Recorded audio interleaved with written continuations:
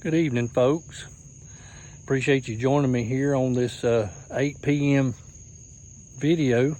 We try to do these every night if at all possible. The only time we don't have anything is because we've had internet issues, which has been happening more frequently, or maybe no signal. I've told you in the past, Project Santa, the guy that helped get it up into western North Carolina, was my wife's uncle and aunt, and they've been in and out of the hospital. I can give you a little bit of a update to let you know his situation. He was septic. He had an infection in his foot. That's why his foot and ankles was killing him, and they were literally. And they've been pumping him full of antibiotics and all this kind of stuff.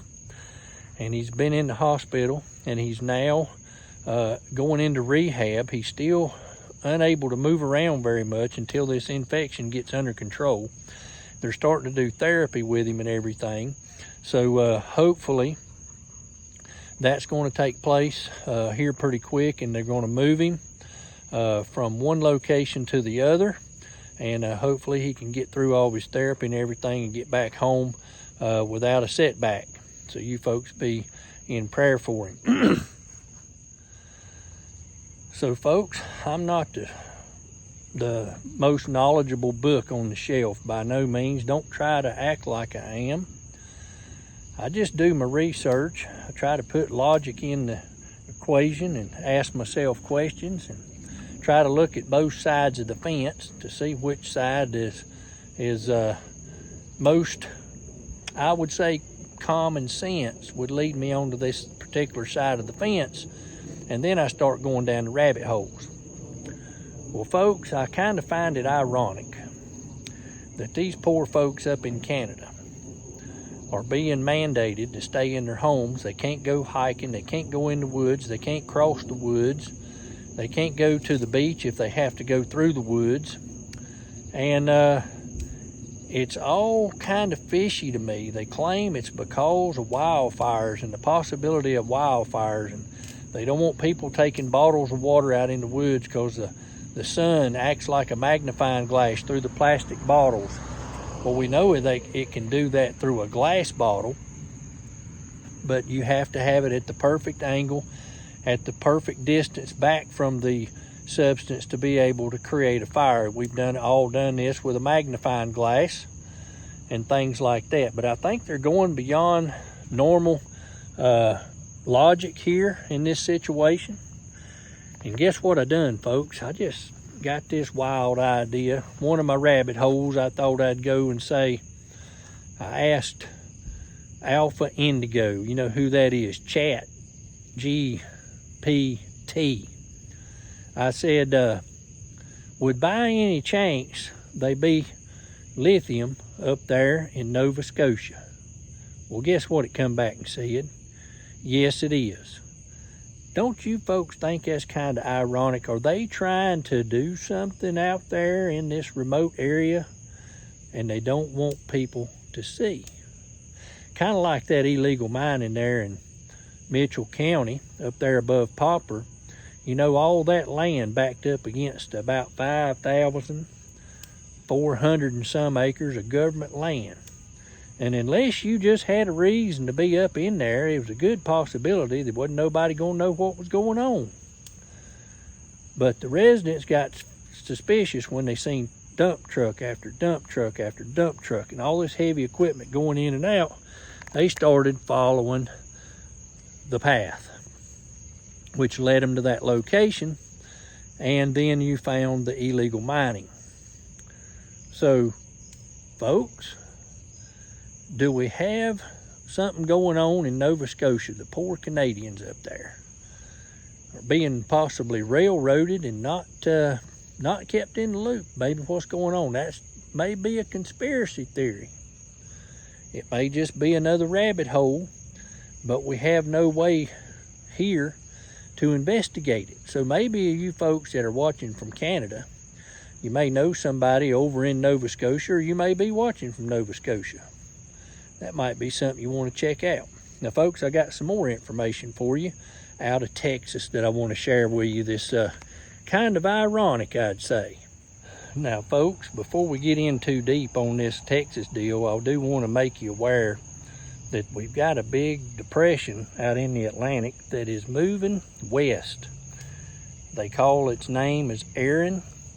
I think it's already up to about a hurricane strength, and it's moving rapidly toward the west. So, folks, you may want to think about getting prepared. Anybody that's on the East Coast, we have no idea where this thing's going to turn and go on out to sea, or where it's going to come in. But we've had some pretty rough dealings here in North Carolina on hurricanes, and we still ain't got over it. Got a long ways to go. I know you folks in South Carolina and in Georgia and in Florida are in the same boat as we are, still trying to recover from Milton and Helene, and we got another one laying out there. So, folks, with all this that's been going on, you ought to have the experience now.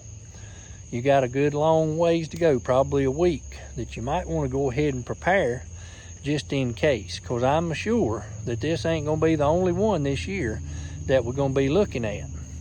So it's better to be safe than sorry. I've got a few pictures I'm going to add showing where the hurricane currently is and the projected track. And, you know, you can stand back with a dart, sling it toward the world map there of the southeastern United States and throw the dart, and your guess is going to be as good as the meteorologist right now on where it may hit, or it could turn out to sea. But go ahead and prepare, folks. Go ahead and get you some gas and candles and kerosene lamps. Stock you up some food. Make sure your propane tank's is good on your grill. You may have to hunker down. There may not be any power, and who knows what else. So get all your batteries charged up on everything you got, all your power tools, plenty of oil for your chainsaws and all that good stuff. Don't want to scare anybody, but it's better to be prepared and not need it than need it and not be prepared.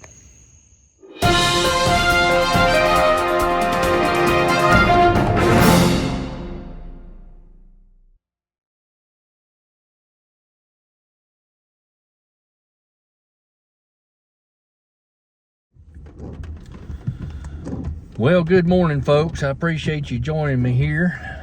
I just wanted to continue the video here after you've seen the track of the hurricane. And we're going to look at Texas right now. And we've got a series of events that's kind of fishy looking to me. You know how I'll go down a rabbit hole and start looking.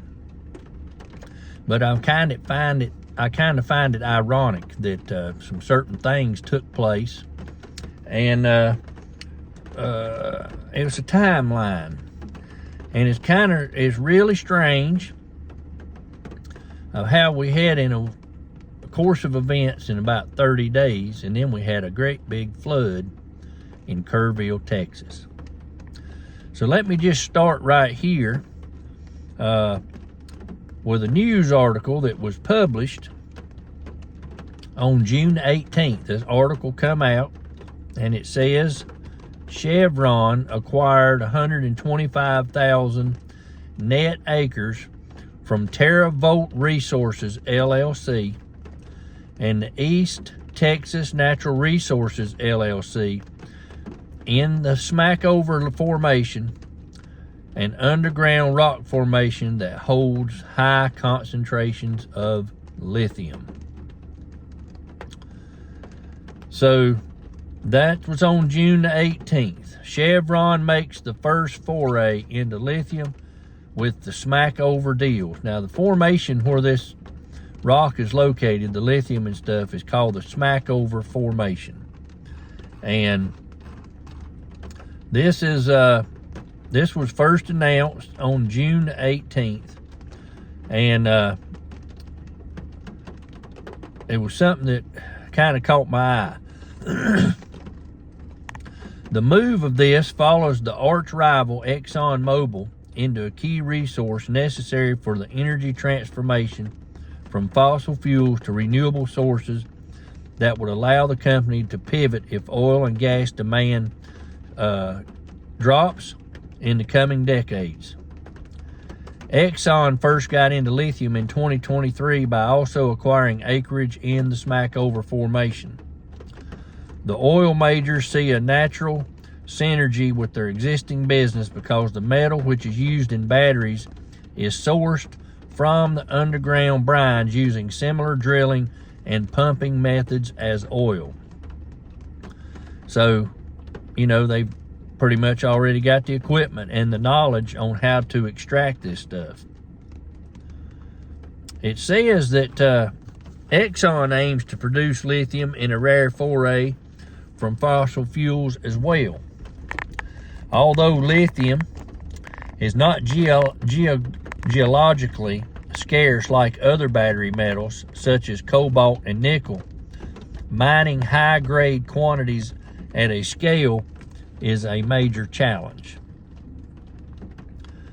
Like Exxon, Chevron wants to use direct lithium extraction, a method it says allows for faster, more efficient production with a smaller environmental footprint than hard rock mining used in other parts of the world. Producing in the U.S. will reduce dependence on other countries for energy transition materials, according to Chevron.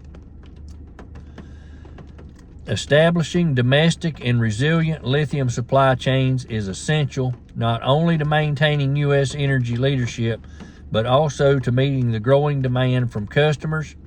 And this was from the president of Chevron.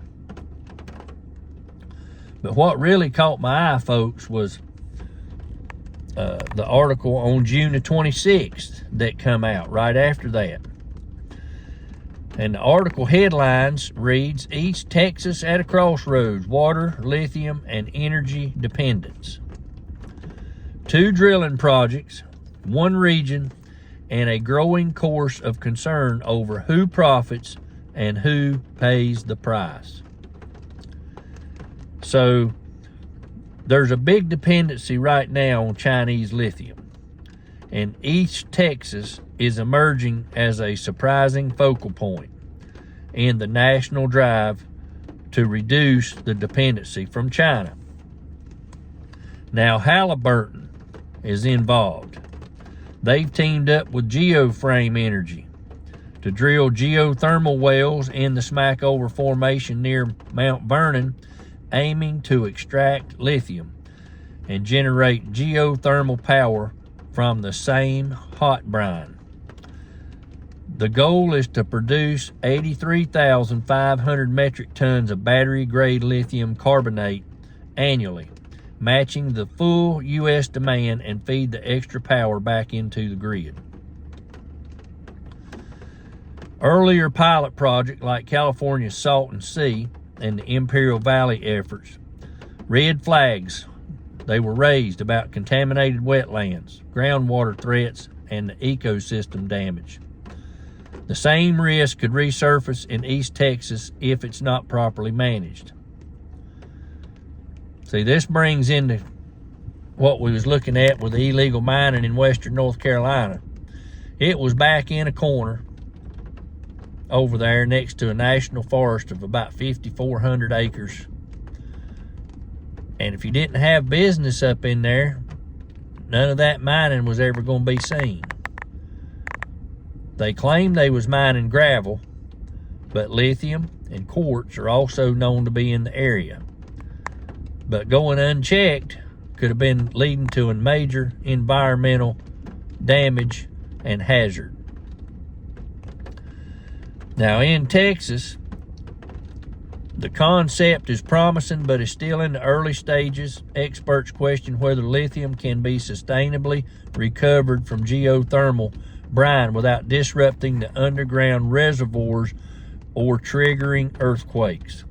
These are uncharted waters scientifically and operationally. So folks, there you go. We've got a little something going on in Texas there. Now, me chasing a rabbit hole again, I wanted to check and see what I could find out about it. We've already had this article come out on June the 18th. Another one come out on June 26th. Another one on June 27th.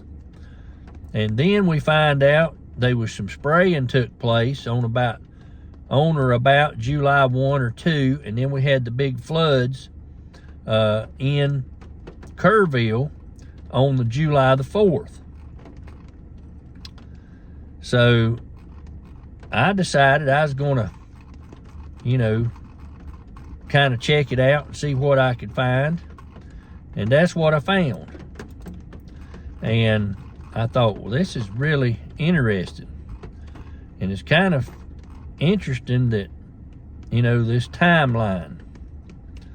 So I asked Chat GPT if Kerrville was in the Smackover Formation. The answer is this: yes, Kerrville, Texas is in the Smackover Formation, which is known for its high lithium concentration.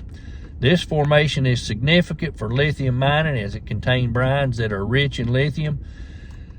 Companies like Chevron and others are actively exploring and developing lithium resources in this area, indicating a growing interest in lithium extraction from the Smackover Formation. Well, folks, don't you kind of find this ironic? There's suddenly an interest in lithium. It's noted within about, 15, 20 days, 25 days before the major flood hits down there. You just happen to have somebody to instigate the cloud seeding down there. All of a sudden it's flooded, and then there you go. So then, folks, I thought I'd go down another rabbit hole, and I asked Chat GPT about if it floods, is it easy for lithium to be extracted? And here's what it said. On July the 4th, 2025, the flood in Kerrville, Texas occurred when heavy rains caused catastrophic flooding, resulting in significant loss of life and damage to the community. The flooding was particularly severe along the Guadalupe River, leading to widespread destruction and search efforts that were affected. So,